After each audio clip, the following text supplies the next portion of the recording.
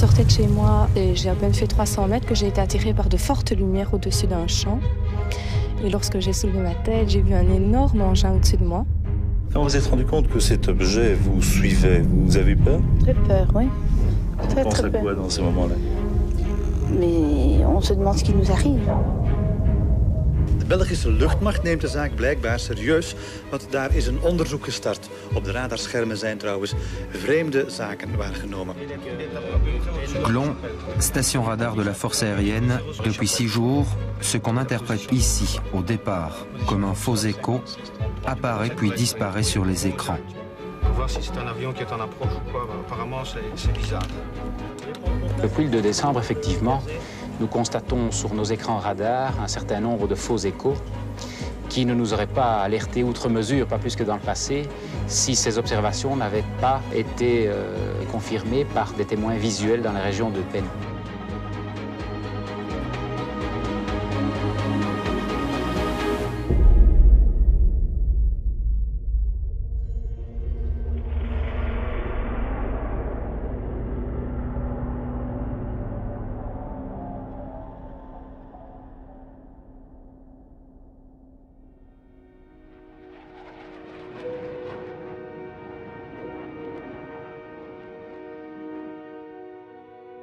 Het eerste wat wij ervan hoorden, is dat er veel mensen iets geobserveerd hadden.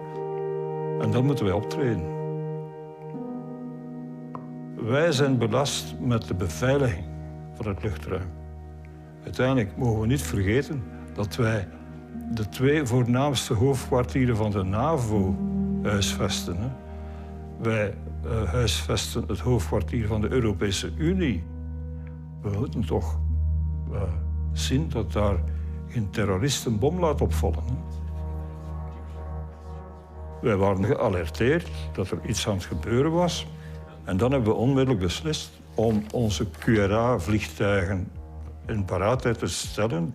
We hadden een bericht uitgestuurd wanneer er waarnemingen waren op de grond, dat ze de Rijkswacht konden verwittigen. En de Rijkswacht kon Glon, het radarstation, verwittigen die vliegtuigen kon in de lucht sturen. 16 december hebben ze mij thuis gebeld. Kijk, we hebben die situatie, kunnen we vliegtuigen in de lucht sturen? Ik zei ja, absoluut.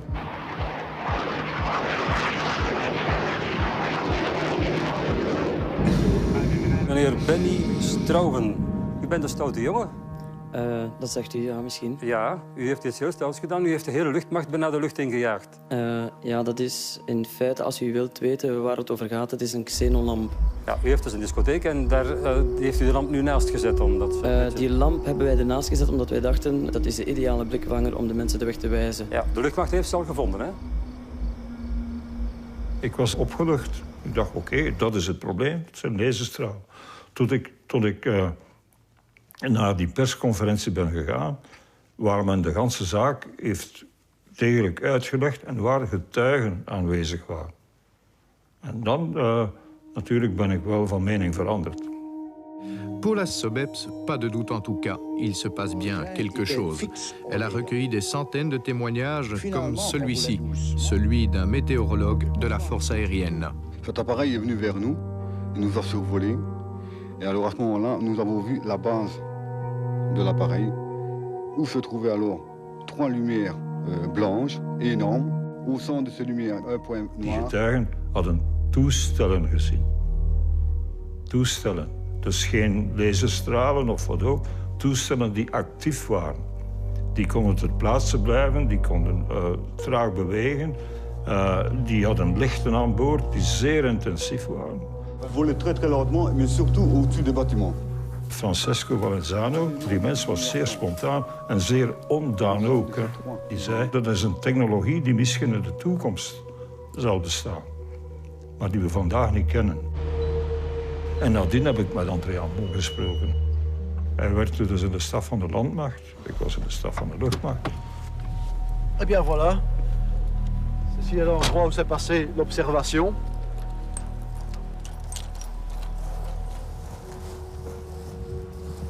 J'ai distingué un grand disque lumineux de lumière blanche qui s'est pointé vers moi, qui s'est dirigé vers moi. Ce grand disque blanc s'est brusquement interrompu et j'ai vu à ce moment-là un triangle formé par 3 disques blancs de plus petite dimension.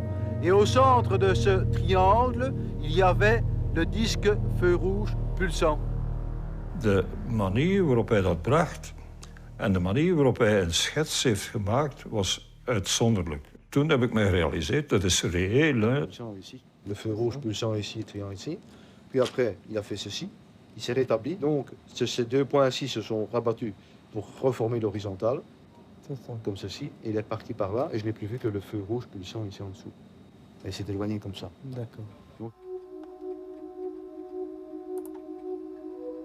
Les phares ont changé de dimension. On était très heureux de voir des représentants de la force aérienne et que notre demande avait été prise en compte par les instances officielles. Pour nous, c'était une chose importante, évidemment. L'intérêt des militaires, il était évident. Comme était évident le fait qu'ils ne savaient pas plus que nous. Ils étaient vraiment confrontés à un problème qu'ils n'avaient jamais rencontré apparemment, qui les préoccupait beaucoup. SOBEPS was volgens mij een goed gestructureerde organisatie die de zaken zeer objectief benaderde. En in een bestuursraad hadden die wetenschappers zitten die zeer goed gekwalificeerd waren en die dat trachten zo nuchter mogelijk te benaderen. C'est essentiellement la relation qui s'est nouée, je crois, entre Auguste Messen et le colonel de Breuer, que tout a commencé et que l'armée a vraiment accepté de participer.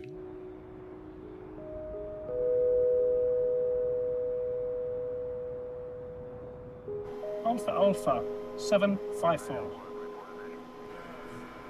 Op een goede dag zijn ze van het hoofdkwartier, Tactical Air Force. Vanaf nu ben jij UFO-officer. Jij houdt je bezighouden met alles wat UFO's. Oké. Ja, het is interessant, dus is wat anders. Dan naar de Russen kijken. En dan kwam professor Mason. En die man, dat is een autoriteit, hè. Mijn korpscommandant zei, jij gaat met die man gaan praten. En hij legt hem alles uit. En je antwoordt op al zijn vragen. En dus wij zijn er beginnen praten, wat zie je op de radar? En dan ging het over de UFO's en allemaal. En hij was dus een zeer strong believer. Hij geloofde er echt in dat die wezens naar hier kwamen. En ik niet.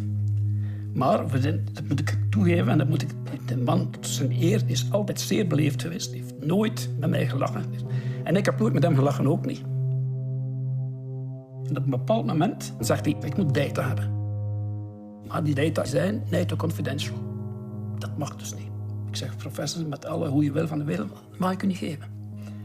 En dan heeft professor Mason naar het Koninklijk Paleis geschreven dat hij zijn kennis ter beschikking stelt van het volk en van de natie en dat die mannen van de luchtmacht tegenbrengen. En dan kregen wij het bevel om die documenten wel te geven. Nous avons évidemment à la force aérienne tous les radars qui fonctionnent en permanence. Je viens d'ailleurs d'autoriser la force aérienne de mettre toutes les informations dont nous disposons à la disposition de la SOBEPS. Bien, vous voyez ici une image du radar de Berthem, tel que le voient les contrôleurs à Zaventem. On est ici dans le couloir aérien Bruxelles-Liège. Notre cible commence à faire des mouvements zigzagants qui vont s'amplifier. Et c'est un comportement que je n'ai pas vu pour les avions, même pas pour les chasseurs ou les hélicoptères. Je ne sais pas ce que c'est. Maintenant, ici, quelque part, va apparaître une accélération très brusque. Ben voilà. Ceci est un autre avion qui est arrivé d'en bas et l'objet dont nous ne savons rien se rapproche de l'avion. C'est le comportement qui montre des performances tout à fait extraordinaires et on ne connaît pas d'appareil qui appartient à la technologie terrestre qui puisse faire cela. J'espère que si ça arrive encore une fois, on sera mieux armé pour faire une investigation immédiate.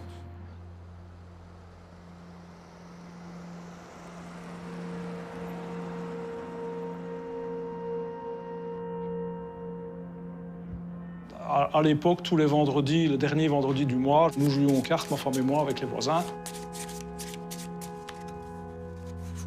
Ce soir-là, je me trouvais face à la fenêtre, dont les rideaux n'étaient pas fermés. Et j'ai eu l'attention attirée par des lumières qui se déplaçaient de manière plutôt erratique. C'était vraiment des mouvements désordonnés, comme si c'était parfois en hexagone, parfois en rond. Enfin, ça ne ressemblait à rien. On a interrompu notre partie et on a observé ce phénomène. On voyait vraiment que c'était un peu anormal. On n'a jamais vu une chose pareille, quoi. Donc j'ai contacté mes collègues. Mes collègues sont arrivés chez moi et ont fait la même observation que moi. Et puis ensuite, j'ai contacté Glon pour qu'il vérifie sur les radars s'il pouvait identifier ce phénomène.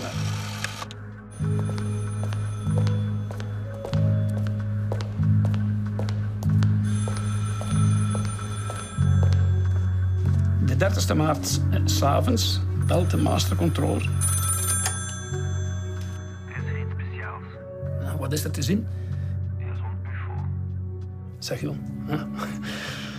Je zegt, ja, nee, maar deze keer is het ernstig. We hebben contact met de Rijkswacht rond de kanten van Waver. Is daar iets te zien geweest? Er staat een hoop volk te kijken en ik heb contact met de Rijkswacht en zo. En ik zeg, oké, zo. Oui, bonjour, dit Alain Hanka ici d'ABCR. Pour les contacter, pour voir s'ils ont un éco-radar of iets comme ça. Rijkswacht Rankin, die begint het verhaal te vertellen van die 3 lichten. En ik zeg, kijk, op de radar, daar is een puntje te zien. En zeg, wie ziet dat nog? Samen zaken zitten.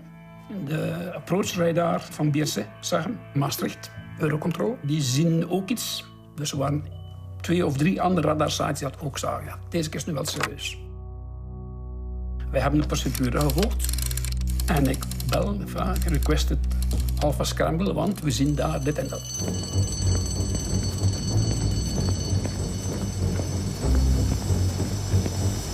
Il était 10 heures du soir, puis à un moment donné, on a eu un appel.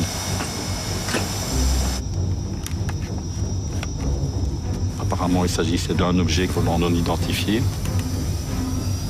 Le but, c'était évidemment de s'en approcher au plus près pour essayer de voir ce que c'était. Donc, c'est une décharge d'adrénaline pendant 5 secondes.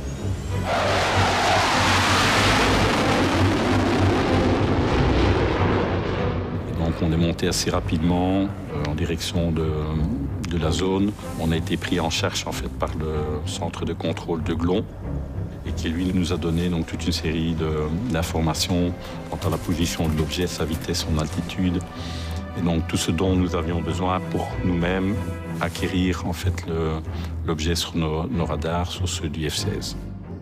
Task VID, check arm and safe. For your info, contacted at a bearing 1310, range is 15.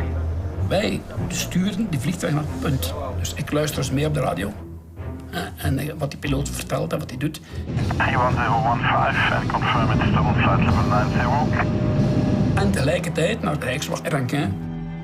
Dus ik heb eigenlijk 2 telefoons en een koptelefoon. Ik zeg, zie je de vliegtuigen? Ja, ik zie de navigation lights. Ensuite, les F-16 sont arrivés. On les a vus faire un virage et puis on les a vus vraiment foncer vers le phénomène. Là, ils vont droit dessus, quoi. One contact on the nose 10 miles. Roger, that's the target. If possible, take maximum pictures. Flaps confirm one contact at 5 miles, left side, speed fast. À un moment donné, on s'est approché, je vais dire, jusqu'à peu près 7 nautiques de l'objet. C'est à peu près 14 kilometer. Dus de radar van de F-16, dat is een zoekradar, die gaat dus heen en weer. Als de piloot dan wat ze noemen een lock-on aanhaakt, dan doet dat hetzelfde, maar onder een heel kleine hoek. Hij kijkt dus enkel naar dat vliegtuig. En op dat moment is dat ding beginnen versnellen van... Nu moet ik een omzetten van knopen naar kilometers, dat nog zeggen 300 km per uur naar plotseling een paar duizend.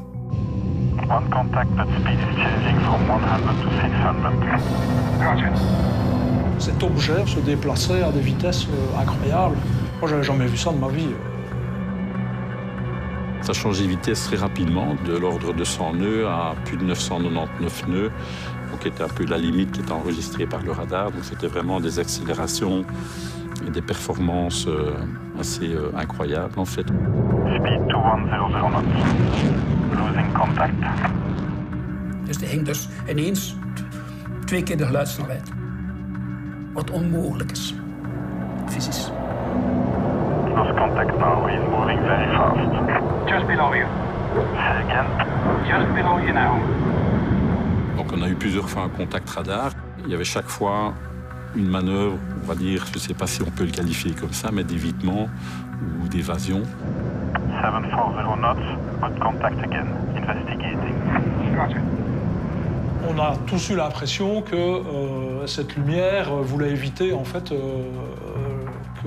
que la F-16 arrive dessus. On a tous pensé ça. Radar contact. Contact slightly to the left 8 miles. Chaque fois, ils essayaient de nous renvoyer vers l'objet qui, lui, était très, très furtif, très évasif, et donc il changeait régulièrement de position. Donc, pendant à peu près 30-35 minutes, on a un peu tourné en rond au-dessus de cette partie-là de la Belgique, avec des gros changements d'altitude, des gros changements de vitesse, donc ça a été assez compliqué. En dan moest hij ineens verdwijnen. Moest weg. We hebben niks meer gezien. Landing 1 here now. Landing 1, Roger. And wind 1371. Malheureusement, j'ai pas vu les lumières, donc j'avais bien vu la description qui avait été faite de l'objet, mais voilà, ça n'a pas été le cas. On a eu des contacts radars, mais on n'a pas eu de contact visuel ce soir-là. Donc nous, on a arrêté donc, après 40 minutes. Et apparemment, après, l'objet est retourné en direction du sud-est, alors donc vers l'Allemagne. Dus tot de dag van vandaag weet niemand wat dat was. Ja. C'était une première mondiale parce qu'on n'avait jamais eu une observation du sol, une observation radar et une observation d'F-16 qui était engagée sur cet objectif. Donc ça n'était jamais arrivé. C'est ce qui me perturbait un petit peu, c'est qu'effectivement, cette corrélation, elle a existé. Donc on ne peut pas nier le fait qu'il y avait quelque chose. Maintenant, est-ce que c'était un objet ou est-ce que c'était un phénomène? J'ai continué à voler, je vole encore toujours à l'heure actuelle. Et donc j'ai plus jamais observé voilà, ce genre de phénomène lorsque j'étais à bord d'un avion. Wat vooral zo intrigerend is in mijn ogen, dat er 2 of 3 verschillende radarstations dat ding zagen op dezelfde plaats. En dat de piloot het zag. Enfin, op zijn radar. Er is geen verklaring voor. Dat is gebeurd. En dan is natuurlijk die UFO-craze, hoe moet ik zo zeggen, in hogere versnelling geraakt. In de nacht van vrijdag de 30ste op zaterdag de 31ste maart, dames en heren, hebben verscheidene mensen in Waals-Brabant vreemde dingen in het luchtruim gezien. UFO's, zeg maar. Omdat de getuigenissen zo talrijk waren en vaak uit onverdachte bron, werd de luchtmacht ingeschakeld. Die moest met de modernste middelen het raadsel proberen te ontsluieren. La SOBEP s'est prévenue de ça le lendemain matin. Et on s'est dit, on doit absolument agir très vite. Et la première chose à faire, c'est d'aller voir les gendarmes. C'était vraiment très brillant, c'était beaucoup plus brillant qu'une étoile. Nous avions une impression qu'il y avait quelque chose là qui pouvait être de l'ordre de la méprise. Ce sont des étoiles qui étaient un peu plus brillantes à ce moment-là parce qu'il faisait de nouveau assez froid. C'est pas possible, des étoiles qui se déplacent à cette vitesse-là, qui, à l'approche d'un avion, font un jump ascensionnel. Ce que j'ai vu, en tout cas, je l'ai vu. Et j'ai jamais vu une étoile qui se déplaçait de cette manière-là. Il dit, nous avons réellement vu quelque chose qui était tout à fait anormal. Het is altijd de politiek geweest van de stafchef van het leger om dat zeer discreet te behandelen. En in de luchtmacht hadden we een ander idee. Dat moest met een bepaalde transparantie gebeuren. Wat mij betreft ook.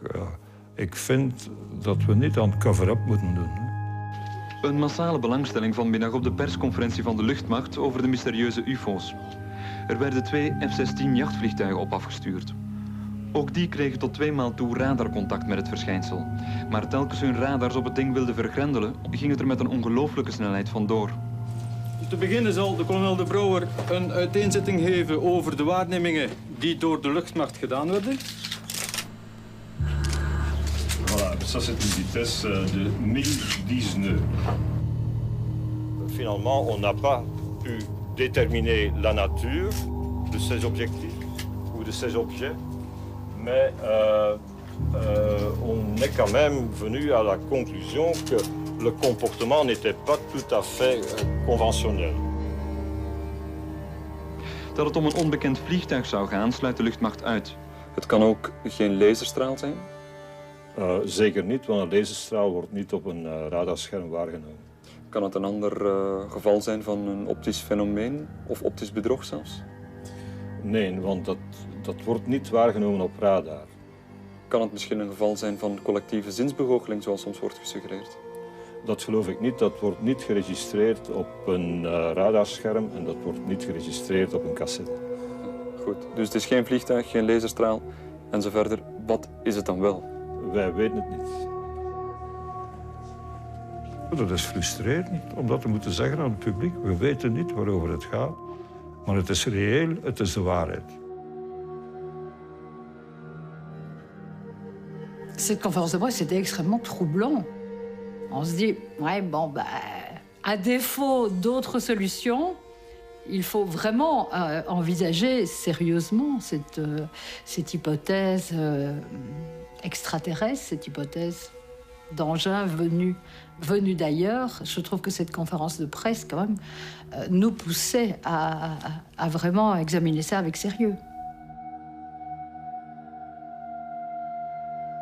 Ik vond dat toen zelfs niet zo bijzonder. Het is maar pas als ik dan meer literatuur begon te lezen en nadien ook met kolonel De Brouwer gesproken heb, toen ben ik dat eigenlijk maar echt gaan beseffen dat België op dat gebied een soort van belangrijke of zelfs heel vooruitstrevende rol heeft gespeeld. Dat autoriteiten van Defensie samen met mensen van de Rijkswacht, Binnenlandse Zaken, dat die daar samen iets over wilden zeggen. Ik had ook het gevoel van alle ogenblikken gaan we een doorbraak beleven. Ik dacht dat dat een soort stroomversnelling ging teweegbrengen. Il y a une personne à la SOBEPS qui s'est très particulièrement intéressée à cet événement et surtout aux données radar, c'est le professeur Messen. Messen était très intéressé et très focalisé là-dessus.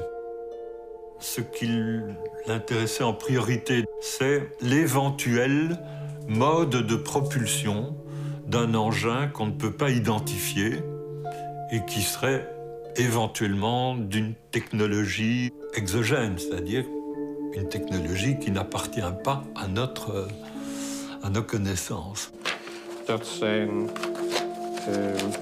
de hoogteveranderingen en dat gaat zeer, zeer vlug in een zeer korte tijd. En er zijn ook veranderingen van de snelheid, plotseling. En dat zijn natuurlijk uiterst verbazende fenomenen. Die u niet kan verklaren. En die tot nu niet op een normale wijze kunnen worden verklaard.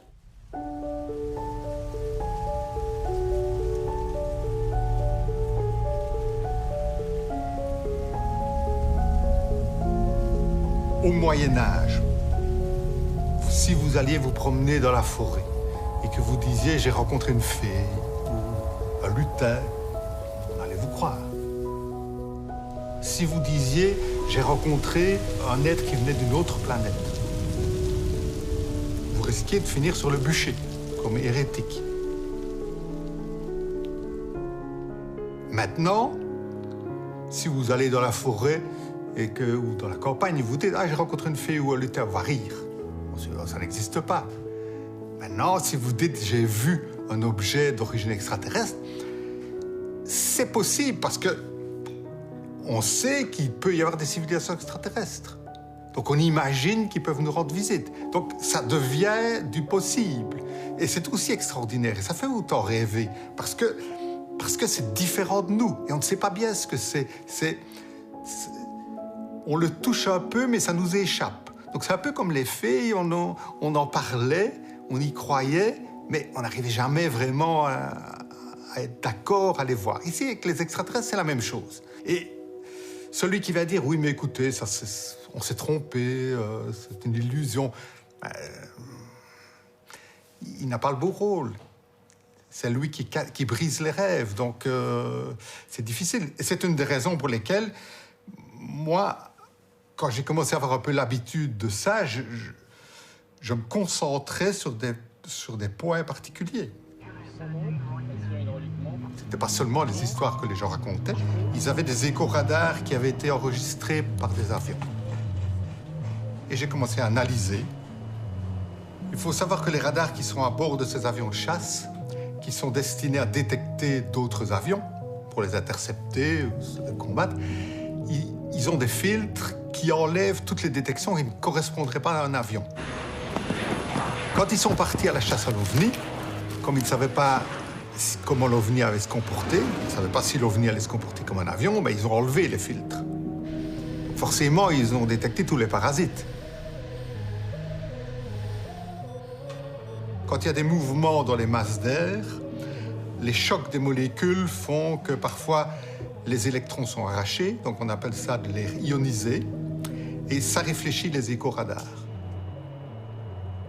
Vous avez une masse d'air ionisée qui réfléchit l'écho-radar, puis elle se recombine, elle n'est plus ionisée, puis quelque part ailleurs, une autre masse d'air ionisée va être détectée, et quand on connecte tout ça, on a l'impression que c'est quelque chose qui va très vite, mais ce n'est pas une chose, ce sont différentes choses. J'ai eu l'occasion de rencontrer le professeur Messen lors d'une conférence, et donc, comme le professeur Messen était là, je vais parler avec lui parce que j'avais envie de lui faire part de mes interrogations sur les écho-radars. Toutes les détections, c'était des parasites qui venaient de phénomènes atmosphériques.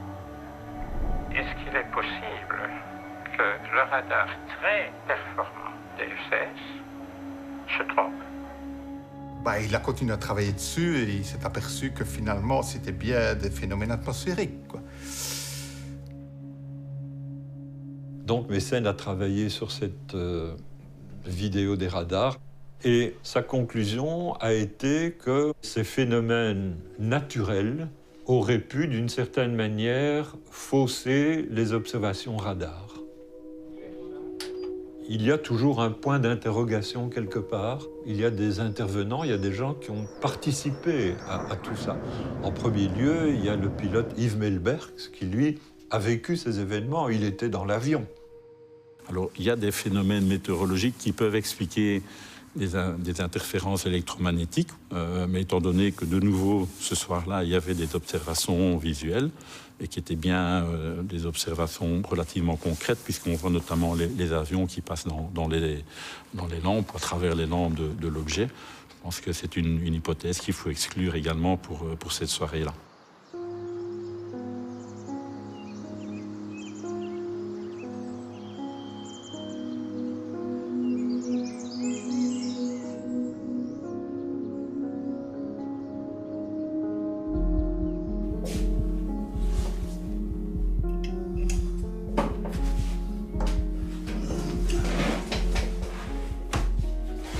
Quand je me suis rapproché de la SODEPS, c'était d'essayer d'apporter de la rigueur et de ne pas accepter les idées préconçues. Un bon scientifique, il a besoin d'imagination et d'intuition. Mon intuition a été qu'il y a peut-être quelque chose d'extraterrestre là derrière. Peut-être. Et ça vaut la peine de vérifier. S'ils ont pris la peine de venir jusqu'à chez nous, on peut faire un petit effort aussi de notre côté pour essayer de comprendre. Voilà, c'était ça un peu l'idée, quoi. Ce qui est intéressant ici, c'est qu'il y a de nouveau un signe que l'objet réagit au passage d'avion. Mon but, c'était d'essayer de chercher des données objectives. Au lieu d'attendre que des témoins rencontrent le phénomène par accident, essayer d'observer systématiquement pour que nous-mêmes, on puisse avoir des images, quoi. Als zich dit weekend boven ons land een ufo aandient, dan is de kans zeer groot dat die niet onopgemerkt blijft. Het Belgisch leger ligt namelijk op de loer om de minste geringste ufo te onderscheppen. Un phénomène qui se passe pendant 4 mois déjà maintenant doit quand même vaut quand même être analysé de près. SOBEPS had de minister gecontacteerd om te vragen of we hen konden bijstaan in een observatieweekend. En dat hebben we gedaan. Dus we hebben een vliegtuig uitgerust met een infraroodcamera en klaargezet om op te stijgen op elk moment. De bedoeling was om eventuele beelden te kunnen registreren met die camera. C'est la première fois qu'il y a une collaboration entre un groupe d'ufologues et des institutions nationales qui prennent au sérieux le phénomène OVNI. Et on était vraiment excités. On se disait, on va enfin savoir ce que c'est. Est-ce que c'est pas beaucoup d'argent et d'énergie de gâcher quand même? Je ne sais pas si vous... Est-ce que si vous aviez la moindre opportunité d'entrer en contact avec quelque chose qui n'est pas terrestre, vous pensez que ça serait de l'argent gâché? Le public, notamment, avait été invité à observer et, évidemment, à avertir immédiatement la SOBEPS. C'était une sorte de... On part à la pêche et on va voir si on récolte quelque chose, évidemment. On était partis avec des voitures et on avait des téléphones portables de l'époque pour communiquer. Et on s'était séparés les uns les autres, comme ça on couvrait un grand territoire. Et s'il y avait un témoin, il fallait d'abord que ce témoin passe par le responsable de la SOBEPS qui était dans la nature. Celui-là avait accès à une ligne militaire pour appeler Bierzet, où moi j'étais à ce moment-là. En fonction des informations recueillies, nous prenions contact avec Glon pour dire, voilà, on nous a signalé telle chose à tel endroit, est-ce que vous avez, vous, un signal? Si le phénomène perdurait, ils avaient l'autorisation de donner, de laisser les appareils décoller.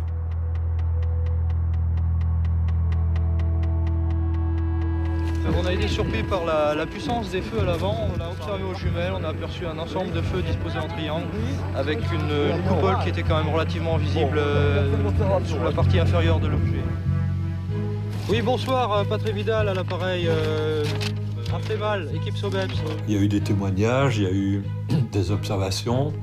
Oui, le groupe de Ramilly, effectivement, il voit distinctement, donc en plein nord, depuis Ramilly, peu au-dessus de l'horizon, une lumière très forte.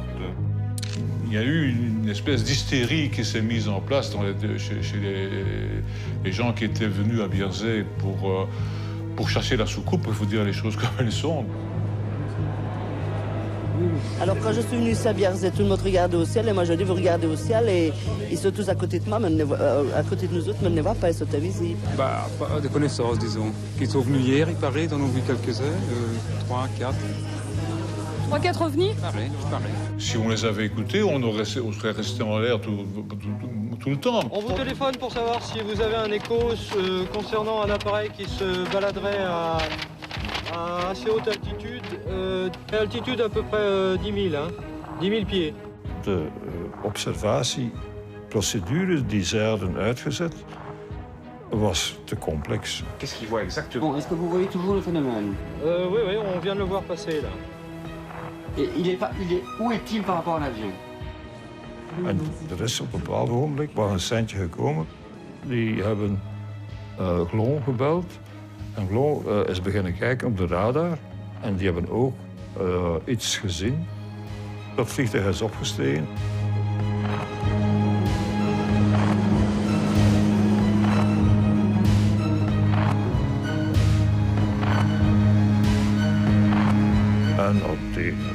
plaatsen was, was de vogel gaan vliegen. Hè. Vous avez vu quelque chose? Nous n'avons rien vu. Absolument rien n'a été vu à bord de l'avion. Donc je vois qu'il faut attendre et essayer pour les prochaines opérations, maintenant qu'on a eu un certain drill, d'être un petit peu plus rapide et je pense que ça va se reproduire certainement. Ça n'a rien donné, ok, mais bon, c'était un coup. On aurait dû faire des observations comme ça tous les soirs pendant 2-3 mois et on aurait eu sans doute des données. Je crois que la force aérienne s'est sentie frustrée aussi par les façons dont ça s'est passé. Parce qu'on les a fait décoller pour rien. Il fallait revoir complètement la stratégie de l'opération. Et ça, malheureusement, ça n'a pas été possible.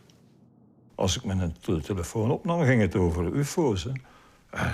Er zijn nog andere zaken in de wereld, de luchtmachtwereld van operaties, die belangrijk zijn. Hè.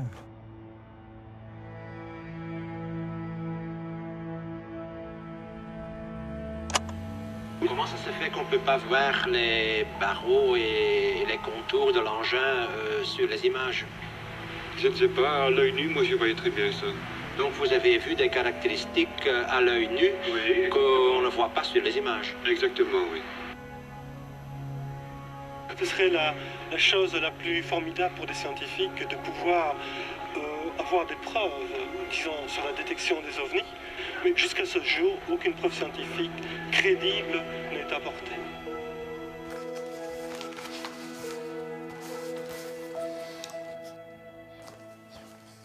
La SEBEPS a reçu plusieurs photographies, plusieurs vidéofilms. Chaque fois qu'un document photo ou un document vidéo arrivait, eh bien on me le confiait, puisque j'étais photographe professionnel avant tout ça. Je n'ai pas dit que j'étais le spécialiste en analyse de photos, mais comme c'était un peu mon domaine, eh bien on me refilait tout ça.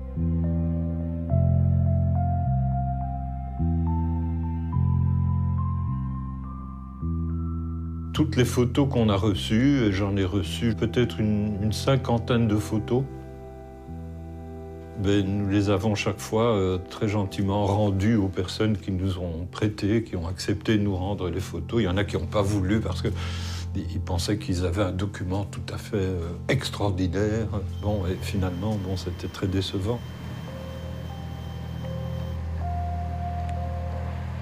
Ça bouge, ça avance, ça recule, regarde. Ça se coupe? Oui. Ah oui. Nous sommes le 12, 20h45. Je me trouve au 119 chaussée de Bruxelles, Braine-le-Comte. Il y avait du bruit? Absolument pas. Un objet fixe. Quelle distance selon vous? Oh, disons 1 kilomètre et 1 kilomètre, 2 kilomètres. Je ne saurais pas exactement la distance. Ça a duré longtemps? Oh, 2 minutes 19. C'était énorme et que ça avait plus ou moins la forme d'un triangle. J'essaye de savoir un peu ce qui se passe et si ce sont des avions qu'on expérimente, qu'on rassure un peu la population, tout simplement, c'est tout. En dessous du triangle, puisqu'il passait très lentement, j'avais le temps de filmer, je voyais au milieu une coupole avec des barreaux comme ceci. Ce sont des gros barreaux avec un intervalle de je ne sais pas combien de centimètres, mais on voyait très bien qu'il y avait 4-5 barreaux qui étaient là. Les gens qui faisaient des vidéos, généralement, ils espéraient bien faire, évidemment. Et donc, ce qu'ils faisaient, c'est qu'ils faisaient zoom in, zoom out, zoom in, zoom out, tout le temps, en espérant avoir des bonnes informations. Mais la mise au point ne se fait pas directement sur ces caméscopes-là qui étaient première génération, je vais dire. Et donc, les images sont très floues. En plus, ils tremblent, ils sont excités, ou... Voilà, et donc, les résultats ne donnent absolument rien, quoi. Le fait qu'il n'y avait pas de preuves visuelles, ou en tout cas de preuves visuelles de qualité, c'est vrai que c'est un argument qui a été très souvent avancé par les sceptiques. Non, c'est pas possible, sur ce nombre considérable de témoins, qu'il n'y ait pas au moins une seule bonne photo. Et puis à un moment donné, on apprend la photo de Petit Rechin. C'est un peu avant l'été. Lucien Clairbaud me téléphone. Tu dois de nouveau venir à la SOBEPS tout de suite, parce que c'est urgent, c'est excessivement important. Bon. Alors je suis allé à la SOBEPS. Et là, il y avait Lucien avec Dominique Demoulin de RTL. C'est un de mes collègues qui est photographe, qui m'appelle un jour et qui me dit « Dominique, j'ai reçu une photo assez troublante. Il faut qu'on se voit, je vais te la montrer. » Et donc, quand je vois cette photo, évidemment, je suis waouh, absolument excitée, quand même. Alors, on me montre la photo. Évidemment, elle est spectaculaire parce qu'elle montre vraiment ce que les témoins, ce que beaucoup de témoins nous avaient raconté. C'était exactement ça. On voit très distinctement, cette fois-là, pour la toute première fois, on voit quelque chose, un objet. C'est pas un petit point. C'est un objet triangulaire qui est sombre, avec 3 taches lumineuses, et puis quelque chose de rougeâtre au centre.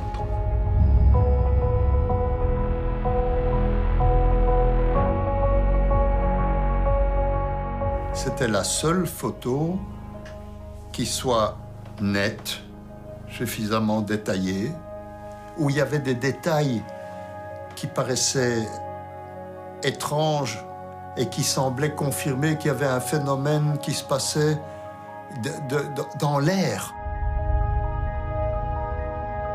On voyait des traces lumineuses comme des pelures d'oignons autour de ces sources lumineuses et on se demandait si c'était pas lié au système de propulsion. Je me suis dit, bon, il faut absolument qu'on aille rencontrer l'auteur de la photo. Quand on a été le voir pour la première fois, il nous a dit que c'était à une condition, c'est qu'on garde son anonymat. Et donc, dans un cas pareil, et même quand les témoins nous demandent ça, c'est une chose qu'on respecte. Il a vu ça avec sa copine. Il était dans son jardin, à un endroit qui s'appelle Petit Rechin. Il se trouve devant cet objet et il a le réflexe de chercher son appareil photo.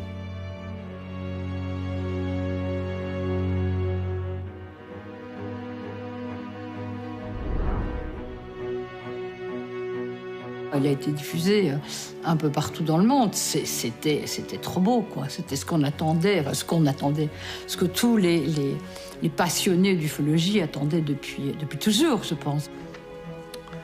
Ja. Prachtig blauw.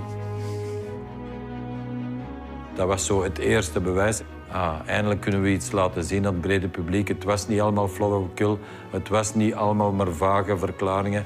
Hier is het bewijs. Depuis plusieurs mois, une vague d'ovnis envahit le ciel belge. Et cette photo en est la preuve irréfutable. Essa fotografia aqui, né? OVNI de formato triangular. The Petit Rechin photograph stands out as one of the most convincing pieces of evidence of a sighting to date. Pour la SOBEPS, c'était essentiel.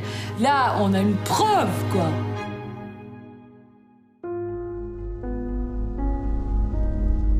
La mère de famille, elle entend son fils qui crie « Ils m'ont vu, ils m'ont vu ». Est-ce que ça bougeait à ce moment-là? Non, c'était vraiment arrêté. Je me suis demandé pourquoi est-ce qu'il était arrêté là et pas ailleurs. C'était comme un engin, mer. Immense, immense. La SOBEPS, qui vient de publier un livre sur le phénomène, organisait une conférence.